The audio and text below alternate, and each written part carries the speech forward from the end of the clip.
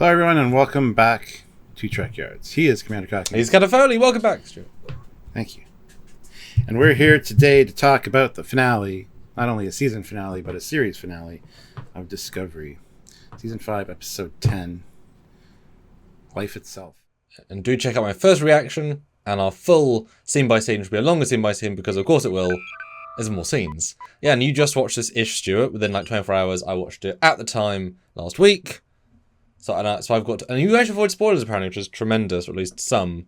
So that's, whereas I got to absorb people's thoughts. Yeah. Stuart, what do you think of Season 5, Episode 10 / Discovery? Episode end. As I predicted, the progenitor thing was a bit of a letdown. Like I said, I predicted it. I kind of expected that. So that was fine, I guess. I also predicted Locke wasn't coming back, even though everybody said, oh, he's definitely coming back to life. Definitely. This is pointing towards it. They've mentioned it so many times. No, I called that. And then the endings, this is like Deep Space Nine all over again. Let's tie up our loose ends. We got a Calypso thing. Cool. We get to see Book and Burnham together. Cool. They have a kid. Cool.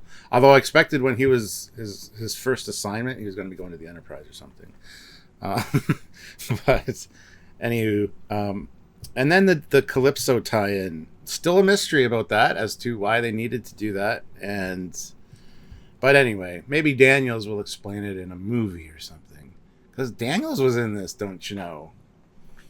Anyway, it was interesting. The first half kind of had me a little bored. And I was like, this progenitor thing just is not a thing. It's not. You can tell where they went back to did the, Detmer and Washington, you got to come back for one scene where we all hang out on the bridge, but only in her imagination.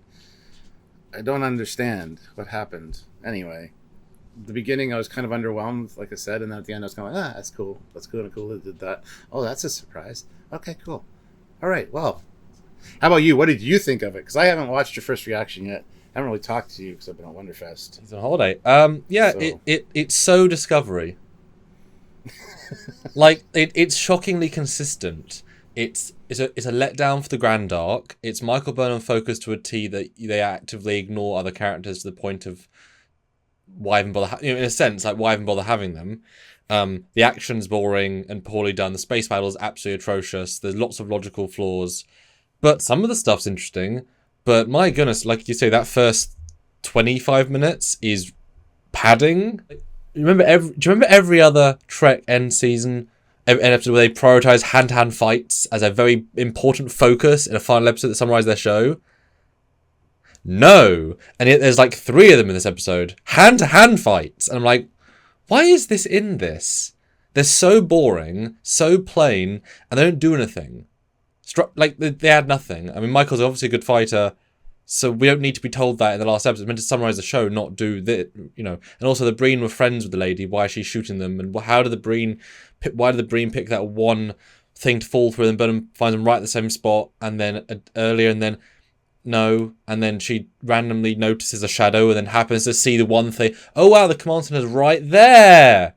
I happen to see it because that makes the plot go quicker. Like illogical stuff like that. Visually, it was decent. I mean, to go with just sci-fi concept is fair, right? Absolutely fair. Although you can see the LED wallness of like it's the first because the walkway is the same light panel. It was on for the walkway, off for the foresty bit. Great. So it's the same set, fine. But then we learn, they didn't build that, someone else did. Okay, fine. But then it's all just like it's just something that we see. Doesn't mean anything. The epilogue was pretty good. I think that was the best bit. After the main plot ended, that was the best bit. And I was fully right about Asari's wedding. That was the end of the season. And it was not very well done because the bride didn't get to say anything. It's their wedding. It was not the Orville wedding where it was a whole celebration, was it? That was just we have to do it thematically, but they didn't actually do the wedding. But it wasn't bad. But they should have known and done better, because it should have been significantly better than it was, and it's kind of odd, the choices they made. Let's talk about the progenitor stuff first. That just was we found this. Cool, eh? And I wish they could have brought the. I don't know if she's still alive. Actually, No, she isn't. Original. Okay. I was expecting something different than that for sure. And the whole, this is so powerful that we can't let it, and no one can have this, so we have to. That was the solution, and it's like, okay. Also, Maul did the puzzle incorrectly, right? Mm-hmm. And although it's not puzzle's a bit of a stretch. Yeah, I know. But it's not like you get a do-over necessarily. So I expected, like, once it was done once, they'd be like, okay, well, that person didn't understand all the clues we left, so we're not going to let them try again. So I expected Burnham wouldn't be able to do the thing. And yeah, it was a really pathetic riddle is what it was. It wasn't anything that was like... But in fairness, though, there's two elements to it. There's the DS9 team left riddles, which are far more complicated, and the progenitor's tech is just, you just had to know the passcode to get into the system. The passcode was a form of a triangle, right? They just worked that out. So that it's just two different things, but a season of puzzle to a triangle is just pathetic. It is a little bit, yeah. Like I said, when it started, no matter what they do, it's going to be a letdown, because it's such a, the progenitors from the chase, it's going to be awesome. No, it just wasn't. It was there. I mean, it was sweet. Like, once you got into the scenes, they were kind of nice. Like, they were pleasant. Plus, I have some spore jump questions. If you can saucer separate your ship and spore jump any other ship, that kind of becomes god tech. I wish that would have been like, we can actually maybe utilize this to be like a gateway for ships. So they can go pretty much anywhere. That'd be kind of cool. Or it would blow up the spore drive in the attempt and therefore make it a one-off and make it therefore risk all. But you're right. It happened. There was no blowback. It worked flawlessly. Done. Oh, and that ship is like 7 times the height of Earth HQ. So you could therefore spore Earth HQ without any problem any day. That's going to fundamentally change the universe. They just threw that in as if it's nothing. It is, and also no shots to source separation except at one. As we go by, you can't. Yeah, that's it. I was expecting more than that, because even Sylvia, when we were watching it, said, they're going to get we always get epic separation shots. I'm like, I'm looking forward to it. And then, okay, thanks. Yeah, I've always said they have so little confidence in their space shots, they just don't do enough of them, or many of them. And that space battle is appalling. We're being shot at by 20 fighters, but they're almost the size of Discovery. Like they're very big. They're not fighters, they're auxiliary craft, because Discovery is huge. And they're all flying forwards, shooting constantly, and yet Discovery also flying forwards is fine. Shield's obviously down to 40% straight away, but we're fine. And then there happens to be a gas cloud that wasn't sucked into 2 black holes that they won't think that flying into is a trap. We'll get there, not be damaged by it, still not be damaged by it, get through it, not be damaged by it, not all by them, and then explode it, then win. How lazy, 101 sci-fi, boring. Raynor, I think, was a little lackluster, unfortunately, in that last episode. And that's just something that's been always done. Like, let's ignite the plasma. Let's get... It's just kind of a standard trope. Like, they did it in Insurrection. They scoop all the stuff in. Insurrection. You know what I mean? Like, it was underwhelming, and we didn't see a lot of the fighters doing fighter things. That would have been kind of cool to see them attacking Discovery. There was no threat. And an easy way out. It felt like there was no threat. Especially as if I remember now, because I'm remembering, there's a bit where like, that's genius! It's like, no, that's obvious. But Dr. Kolber, I gotta go on this mission with you. Why? What was your spiritual thing? How did you know the number? Or the frequency? I just knew. Oh, okay, that was a great payoff. And end of arc. Yeah, I mean, that was disappointing, to say the least. Anyway, back to the sports thing. And it would have been great if there'd been something else of him. At least it wasn't like religion-y stuff. It was just like a memory came through. But it would have been fine if there'd been a semblance of like if there'd have been one brief moment where he's in a white void and there's the other version of him and he's like, I stayed around long enough just to give you that. Did you? Now I can go home. And then he feels fine after it. You could have given that a moment, but it's just because that would have been kind of cute. That like the Trill's like, I need to be. I need to. It's been 800 years. I should probably do a fail safe. I stay in their brains a bit longer than they're meant to. It kind of messes up a bit, but at least I have. Yeah, it was a very, very underwhelming arc. But at least he was there. Yes. As was Book, who was there. no real answer to the Stamets thing either, but Oh, he got shafted hard. which brings me to my next point about the spore jump. You called it, Stuart. Well, no. At the end, let's set up Calypso. Let's refit the Discovery completely, and let's spore jump to this nebula. I was under the impression that it was just Burnham on the ship. How did they spore jump without Stamets? That being said, this is many, many years later, as you can tell how old Burnham is. So Discovery's probably done a lot of things, maybe had some ways that it can spore jump now without Stamets. But I was like, when I jumped that last time, I'm like, okay, was Stamets on board then? Because this doesn't make any sense. My assumption he was, and then they just took a shuttle as soon as they went to the nebula and left. Because you could argue it that the ship was entirely unautomated, like it was automated by Zora, who could do a one-time single jump. Because remember, he's the navigator, but if they knew the coordinates, in theory, you might be able to do it. Like, you know exactly where you're going. So, or you say Burnham went with him with a mini crew, just didn't seem so busy, and they just left on a shuttle. Boom, easy. Like it's so nebulous. There's no right or wrong. Like because it was also played as if she wasn't on the ship, because she was like, I'm saying goodbye, Zora, implying she's not on the ship, but then she's on the ship. But then, so they deliberately make it like, here's a thing that you can interpolate. I wonder if they put a brand new, like, 22nd century warp shuttle in the bay just for... They would have had to, right? Which was a very confusing thing, because... Well, it's coming right to the end of that last moment, which is... It's not a setup so much as we have this thing we have to link to, but this is already the future, and it's implied 1,000 years from this view, the year 4,000, but she already knows who Craft is, who hasn't been born yet. Why is she putting Craft in the mind of this computer? Like, how do they know Craft? That was a Daniel's time agent directive, so this has to happen for a particular reason. They haven't got time tech, that's the whole point. It was outlawed.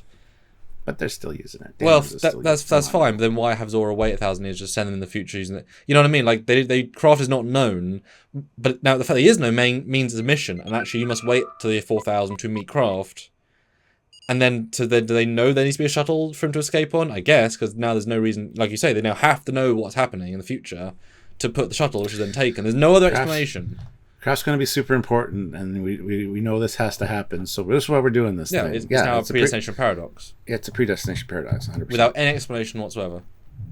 Which we might get. I don't want it, Stu. I don't care. I know, but at least the door open for writers or whoever to do one. But yeah, weird thing to name Craft. I would have loved it if she just said, Zora, your destiny is this nebula because we've worked out it'll help you evolve over time. And Done. She also didn't say, we'll be back for you one day. Because Zora does say, the crew said they'd return. I'm waiting for the crew to return. I wish there would have been... Yeah. I mean, I've only watched it once. When I watch it again, there might be something. But I remember listening for that. And she didn't mention that we'll be back for you one day. Like, kind of lying to Zora, maybe. Well, they were corrupting the memory, so... Yeah. Well. You saw them do a special override, whatever. So they were resetting, however... It's the thing. It was there, but it wasn't there to make sense. It was there to be a open door that you could just interpret, right? Uh-huh. Now, what did you think about the Daniels thing? I mean, it was one of the most making sense things of the episode. Well, Daniel was from the 31st century. We're in the 32nd century. Yeah, so he's over 100 years old. That's fine. Oh, that's fine. That's fine. Like, it works okay, and actually it's kind of nice that he stayed doing time stuff that long. What annoys me about that is only that in his office, there's no NX stuff on the walls. Like, that's where he got famous from, in theory, the NX Cold War. There should have been some NX stuff.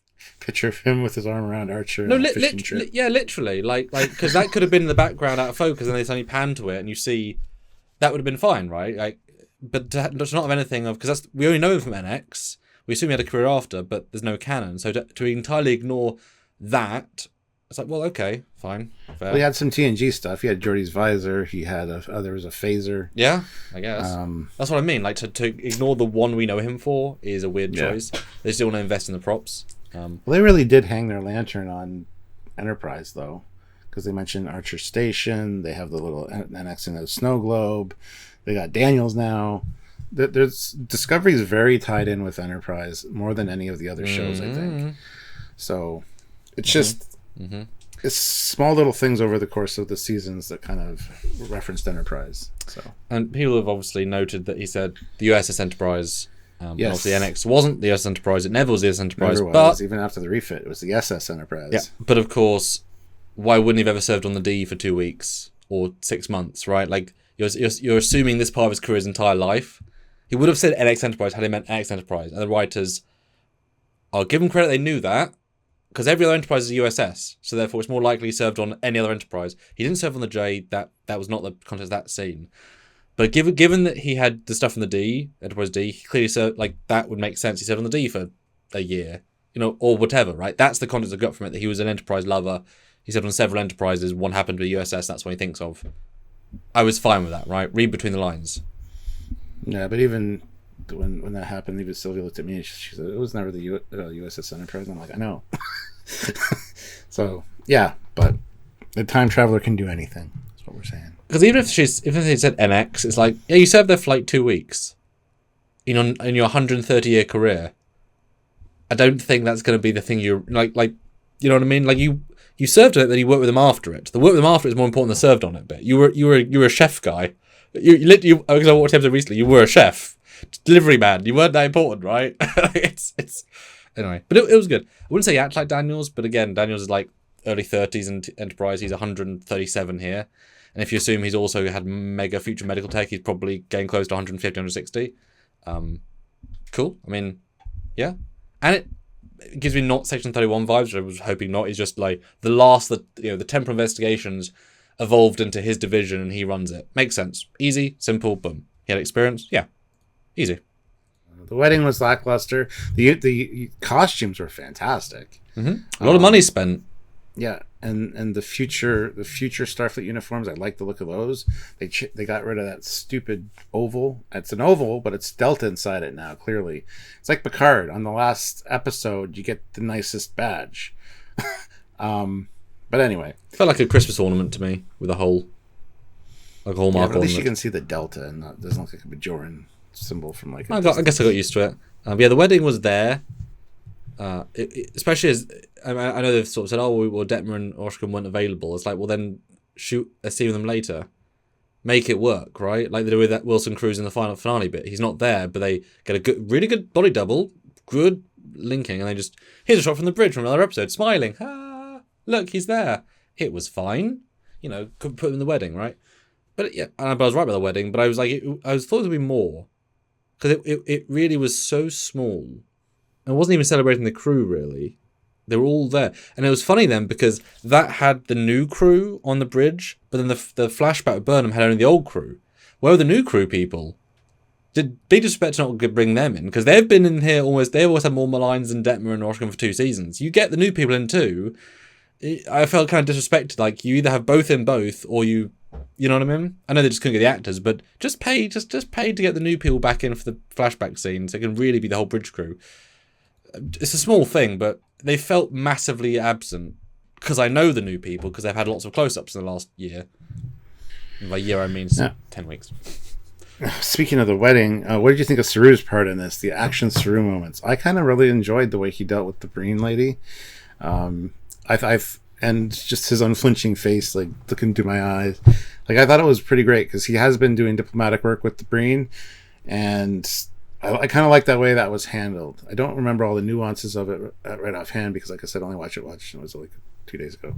But I thought it was pretty good. And I think he didn't really necessarily live up to his action Saru moniker, but at least it was another side of Saru, that kind of hard-edged one. So I liked it. Yeah, it was cheap, it was simple, and it was easy. It was not very season finale worth, That's what I came for more for it. Especially as, Pathway Drive is just warp but green. That was disappointing, obviously. Didn't really get any nice shots of the Breen ships, And then the lady's there for no reason. She's just there to get a paycheck. Don't bring him unless they're going to do something. Like, he's fine. I couldn't tell if he was truly bluffing about the outpost in the nebula. Was he? But he convinced them, I guess. But like I said, it was just cheap. It was a way of saving money and doing a set-based... Something you probably didn't catch. I'd look at subtitles. Saru gets a promotion at the end as well. Does he? Vance calls him Admiral. Oh, yes. Yes, I do remember that. Yes. So he's gone from whatever rank to Captain to Ambassador, which is a different rank, to Admiral. The same year. Yeah. So he gives up his... So because you can't be an Admiral and a diplomat. Like, the definition of the role is different. But it's there as like a... It's there as if it was a goof. Like he said the wrong line. It's so... like he doesn't deserve to be Admiral. I've seen Saru's career. Does not deserve an Admiral. Diplomat's fine. Yeah, Diplomat's perfect for Saru, for sure. Because he was like a low-end science officer like 4 years ago. You don't go from Commander to Admiral in 4 years. Doesn't matter what you've done in between. You know, Kirk Captain TOS... Lieutenant TOS... Chekhov in TOS Season 1, and by the end of the movie he's an Admiral. And that was like 15 years. You still wouldn't buy that. It's too much. You could say that he's had 900 years to get that. And you'd be wrong. Admiral. And you'd be wrong. Well, you could also be right from a certain point Oh, yeah. of view. So every ensign on that ship is now at least a captain by definition. It's just... No, they didn't earn it. Saru did. Well, 900 years. Sorry, the longest running ensigns in Starfleet. Sorry, yeah. Yeah, they all outdid Ensign Kim. They all outdid by 100 years, yeah. So, yeah, it was fine. Like I said, it was a cheap... You know, I just wish it was more of an ensemble feel, a bit more integration. It felt very tacked on in the end stuff. It's like, this is stuff we maybe plan to do next season.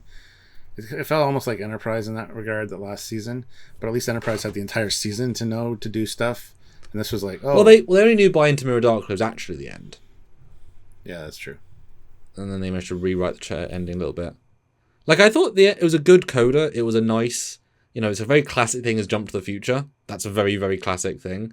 And, you know, 35 years to have their son be a captain. Nice. You know, it's gentle to have her be, you know, relaxing on the planet that they dropped off the worm that they found the first time they met was nice. That's where the house is. Although Book kind of gets a shaft of slight in that scene. He's just sort of there. He's just husband to an admiral. Like, there's nothing for him in that scene except a good dad, which is nice, good dad, but he's just there because he needs to be there versus he has a purpose in the story. Like, the son had more, which I thought the son was pretty good. I liked him. He was nice. He was friendly. That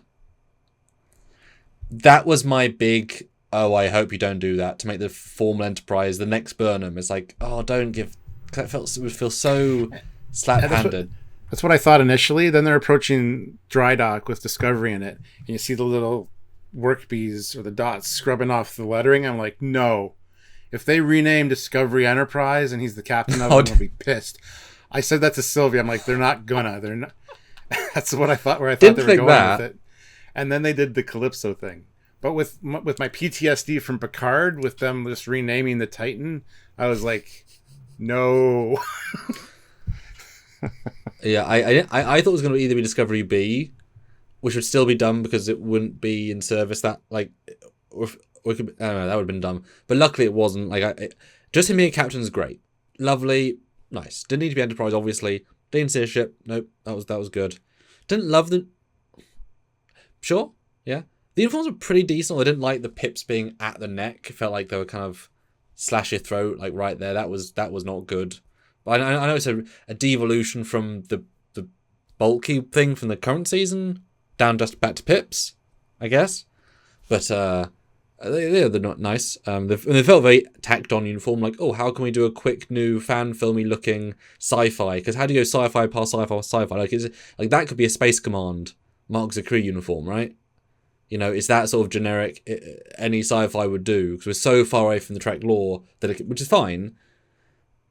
But okay. But it's a nice coda, and then to celebrate the bridge being on it. But it's so ironic, like that would have felt like a payoff, like properly a payoff, had they should change the bridge in season 3, 4, or 5. The fact it was identical bridge design, defitted, it's like, you know what I mean? Like it's the exact same thing you're on 2 seconds ago. There's no payoff here. Versus All Good Things, where they did the bridge in 3 versions, felt like a really nice, we're going to do it down to an old version. It felt cool.